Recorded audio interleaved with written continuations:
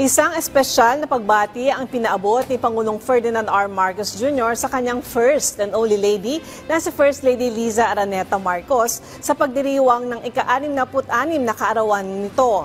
Ayon sa Pangulo, ang kanyang kabiyak ang naging katuwang niya sa lahat ng bagay mula sa pagiging mapagmahal na ina sa kanyang mga anak hanggang sa pagiging mahusay na abogado, guro at ngayon masipag na unang ginang na laging inuuna ang kapakanan ng iba. Nagpasalamat din ang Pangulo kay First Lady sa lahat ng ginawa nito para sa kanilang pamilya at sa bansa.